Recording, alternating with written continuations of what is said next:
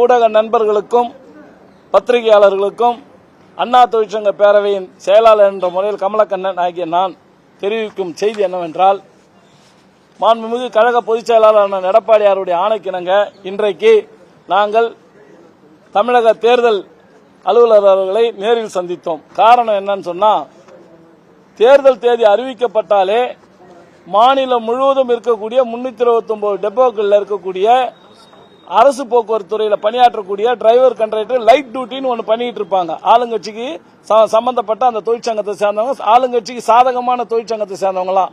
அவங்க தேர்தல் அறிவித்தாலே அந்த பணியிலிருந்து விடுவிக்கப்பட்டு அனைவரும் ரெகுலர் பணிக்கு வரணும். இதுதான் இதுவரைக்கும் நடந்துகிட்டு இருந்தது.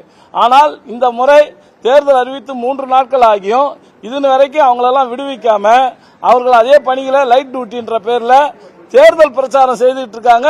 இன்றைய திமுக அரசுக்கு அவங்க பணியாற்றிட்டு இருக்காங்க. அதை நாங்கள் வன்மையாக கண்டிக்கின்றோம்.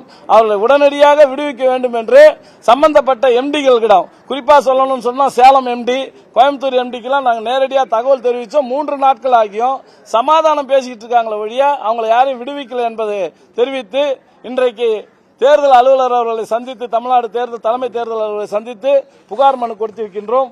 புகாரை பெற்றுக்கொண்ட அதிகாரி அவர்கள் உடனடியாக நடவடிக்கை எடுப்பதாக தெரிவித்திருக்கிறார்கள்.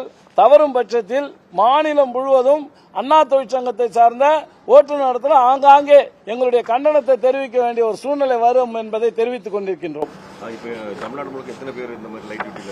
லைட் டியூட்டில ஒரு டெப்போக்கு 10 பேருக்கு மேல குறையாது இருப்பாங்க சார். 10 to 15 பேர் இருப்பாங்க. 300 டெப்போனா கிட்டத்தட்ட 3000 பேர், 2500 பேர், இந்த 1 லட்சம் பேர்ல 2-3000 பேர் இந்த பணிகளை செய்வாங்க. அவங்க தேர்தல் பணி அப்படிங்கும்போது என்ன மாதிரி அவங்க எப்படின்னா பிரச்சாரத்துக்கு, அதாவது வேலையை லைட் டியூட்டின்னு சொல்லி கையெழுத்து போட்டு நான் வெளியே அதிகாரி கார் ஓட்ட போறேன்னு சொல்லி போயிடுவாங்க. ஆனா அவங்க கார் அங்க போயிருக்க மாட்டாங்க. அதுக்கு போல அவங்க தேர்தல் வேலையை பார்ப்பாங்க. அரசுக்கு சாதகமா தேர்தல் பணி, மக்களை சந்திக்கிற இந்த வேலையெல்லாம் செய்வாங்க. எங்க டிரைவருங்கெல்லாம் இன்னைக்கு ஷார்டேஜ் இருக்குது, 24 ஹவர்ஸ்லாம் கூட வண்டி ஓட்டுறாங்க. டபுள் டியூட்டி எல்லாம் பார்க்கக்கூடிய ஒரு சூழ்நிலை இருக்கு. அதையெல்லாம் விட்டுட்டு இந்த ஆளுங்கட்சி சார்ந்த தொழிற்சங்கத்தை சார்ந்தவங்க இந்த மாதிரி லைட் டியூட்டியில இருக்கிறத ரத்து செய்து அவர்களும் ரெகுலர் பணிக்கு வரணுன்றதான் எங்களுடைய கோரிக்கை.